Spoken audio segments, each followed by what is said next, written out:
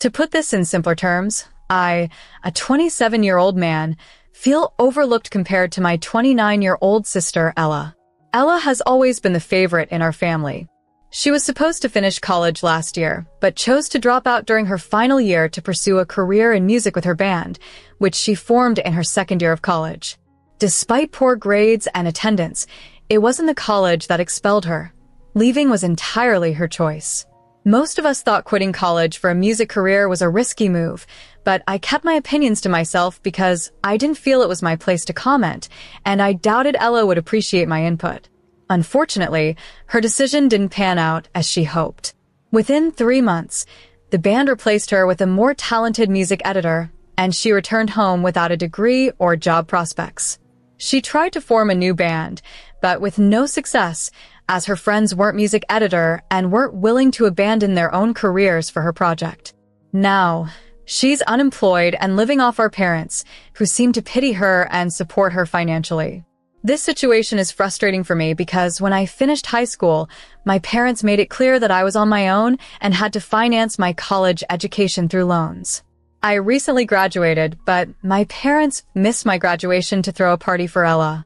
When our grandparents discovered they were funding Ella's lifestyle while I struggled with loans, they stopped supporting her financially.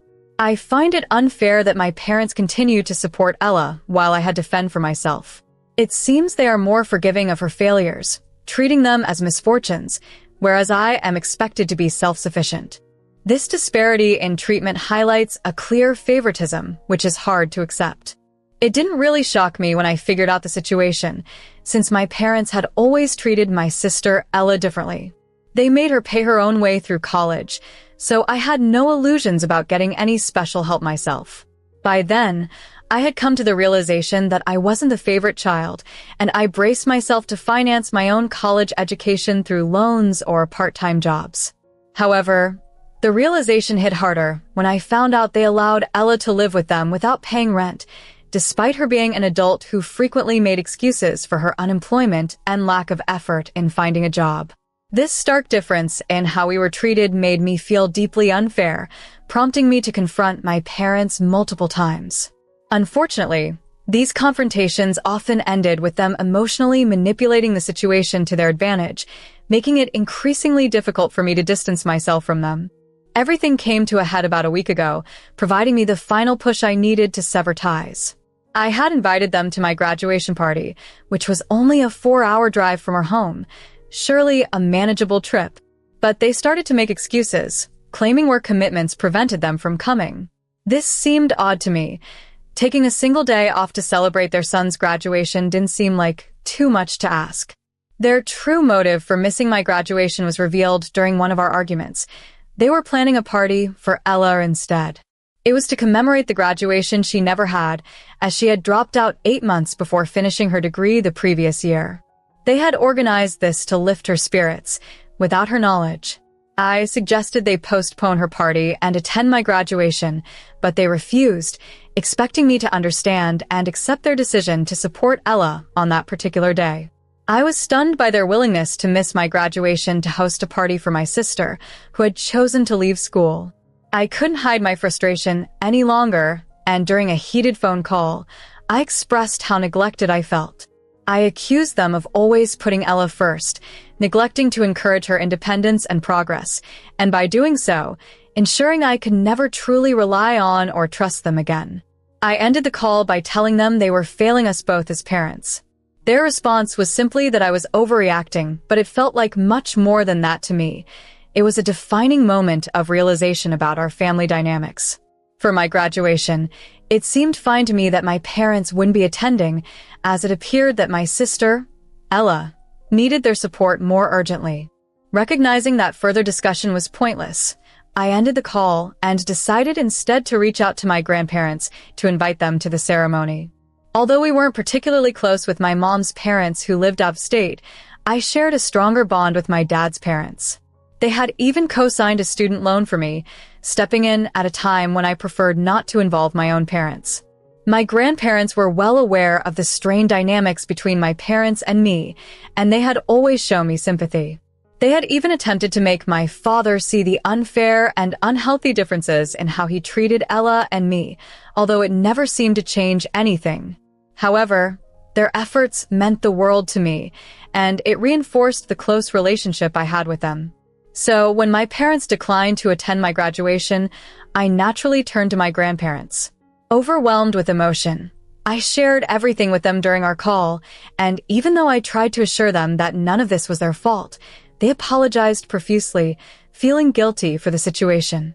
They reassured me of their support and ominously promised that they would make my parents regret the pain they had caused me, promises made in the heat of their anger. The reality of their intervention hit home later that night when my dad called me past 2:10 a.m., furiously accusing me of being selfish and overdramatic. Confused, I urged him to explain himself, only to learn that shortly after my emotional call, my grandparents had confronted my parents at their home in a heated exchange. They sharply criticized them and even harshly rebuked Ella, calling her out for her laziness after dropping out of college.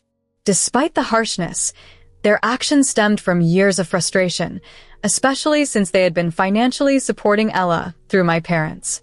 This bold move by my grandparents was a stark reminder of their fierce loyalty and support, highlighting the deep-seated issues within our family dynamics. For a long time, my father had exploited the situation, but it all came to a head when my grandfather decided he'd had enough and couldn't let it go on.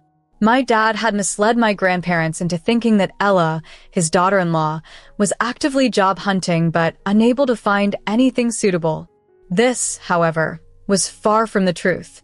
Whenever I visited home, Ella was either idly passing time at home or out drinking with friends, showing no real interest in securing employment. And my parents were apparently okay with this, but knew very well that my grandparents wouldn't be, so they chose to deceive them. After discussing this with me, my grandparents realized they couldn't overlook the deceit any longer. They had been aware of Ella's lack of effort in finding a job, yet they continued to financially support her through my parents, because she was still their granddaughter. But upon learning the full extent of the situation, they decided to stop sending money, which led to a significant confrontation. My father then pressured me to intervene and mend things with my grandparents, wrongly blaming me for escalating the situation due to some previous family disagreements about not attending my graduation. He even slipped up and mentioned that my grandparents were planning to start giving the financial support directly to me instead. Upset, I hung up on my father and immediately called my grandparents, who confirmed their new plan to support me directly, explaining it was their way of compensating for the hardships I'd faced and ensuring a smoother start to my post-graduation life. Initially, I was hesitant to accept the money, intending to find a job and support myself traditionally. However, after some thought, I accepted their generous offer, realizing that accepting help wasn't an admission of failure, but an embrace of support from those who genuinely wished to see me succeed and be happy. I wholeheartedly embraced my grandparents' suggestions, feeling aligned with their perspective. Consequently, I found myself ignoring repeated attempts from my parents and my friend Ella to reach out. They bombarded my phone with messages and calls which, upon discovering the extent of their communication the following morning, I chose to block. They all seemed to echo a singular demand: to resolve an ongoing issue. They accused me of being unreasonable for not addressing their financial needs, which they deemed more pressing than my reservations. Ella, too, was insistent, claiming her current emotional state prevented her from working and that she needed time to focus on personal healing for a brighter future. She suggested I should be more empathetic rather than prioritizing material concerns. Despite this, I felt justified in accepting financial assistance from my grandparents. Historically, my family had emotionally manipulated me, exploiting my tendency to reconcile after disputes, regardless of their legitimacy. I had always assumed familial support was unconditional, a common belief instilled from childhood. However, I've come to realize that their affection is contingent upon my compliance, a realization that has liberated me from their expectations. Now, as I prepare for my graduation, I am comforted by the knowledge that my grandparents, who genuinely care for me, will be in attendance. This marks a significant step in reclaiming my happiness and autonomy. Additionally, I've begun to share more about my family dynamics with close friends, breaking my long-held silence. Their understanding and encouragement have reinforced my confidence in my choices, empowering me to no longer tolerate being treated dismissively. This newfound openness has been cathartic, fostering a sense of validation and support from those who truly value my well-being. I've decided not to back down anymore. I can't allow myself to be taken advantage of any longer. Unfortunately, my parents decided to attend my graduation, which was unexpected. Previously, they seemed indifferent about my milestones unless there was a financial incentive. At the ceremony, they were suddenly enthusiastic, eager to play the role of the supportive family, even though they weren't allowed inside without passes.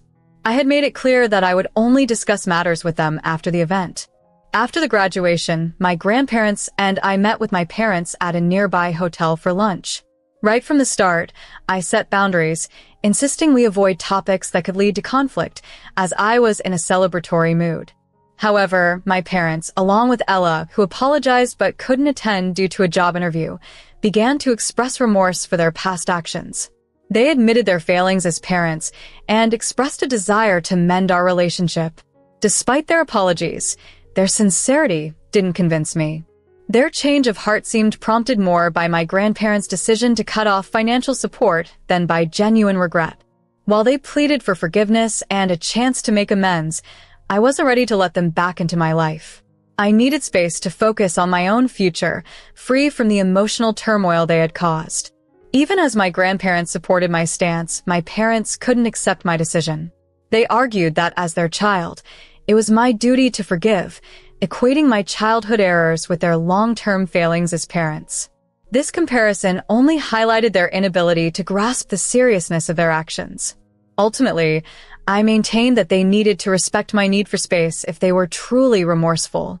My priority was to build a life independently, a decision that was reasonable yet difficult. But it was necessary for my own well-being and future. It became clear to me that my parents were siding with my grandparents primarily for financial reasons. During a confrontation, I was forthright with them, letting them know that their attempts to sway me were transparent and wouldn't work. My mother tried to elicit sympathy by crying, but having witnessed similar scenes before, I was unaffected. In a public setting, I firmly asked her to stop, warning that I would leave with my grandparents if she continued to make me uncomfortable. She persisted in her tears for a while, accusing me of being unfeeling and claiming her emotions were genuine. However, I remained skeptical and started to walk away, prompting her to plead with me to stay. Eventually, my parents seemed to accept that they couldn't manipulate the situation. We ended up having a quiet lunch after the meal arrived and parted ways somewhat awkwardly. I felt a mix of relief and pride after the encounter. It provided closure and affirmed my ability to stand up for myself, something I hadn't always managed in the past. The support of my grandparents was comforting, and it mattered most to me that day. It turned out to be a rather fulfilling day. A few days later, following a graduation ceremony, I decided to cut contact with my parents. Surprisingly, Ella, who had minimal involvement in my life and wasn't at the lunch, began attacking me on social media. Despite our strained relationship, she posted harsh critiques, calling me ungrateful and threatening to sever ties with anyone who remained in contact with me. Although it was perplexing, given her limited role in my life, I had to address the inaccuracies she spread.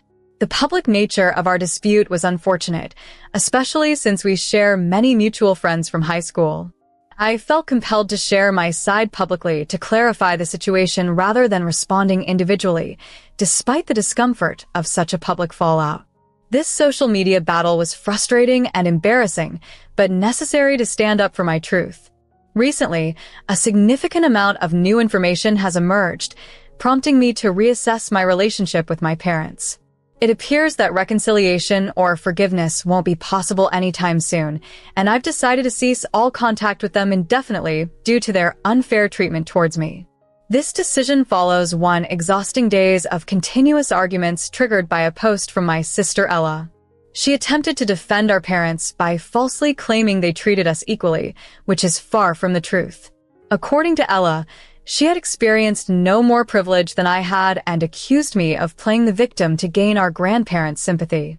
Ella also revisited her past hardships, including her time with a band where she felt used and eventually discarded. Despite needing to take out student loans for college, just like me, she believed she could have thrived if not for the negative influence of her so-called friends. She shared that she was merely a temporary replacement in the band, a fact only clarified when a bandmate finally confronted her. This confrontation revealed that her permanent inclusion in the band was never the plan, especially once they decided to pursue music full-time. Her decision to drop out of college, based on false hopes provided by her bandmates, was ill-advised and led her to twist the narrative to portray herself as a victim. Moreover, Ella and my parents maintained the lie that she financed her education through loans, whereas in reality, our parents paid her tuition. This was confirmed by the same bandmate who called her out. Following this revelation, Ella deleted her defensive posts, attempting to erase the evidence of her deception. With these truths brought to light, I've resolved to sever ties with my family. My grandparents have also chosen to distance themselves from my parents and Ella, reflecting the depth of the deception and betrayal. Despite the pain and anger this situation has caused, I am at peace with my decision.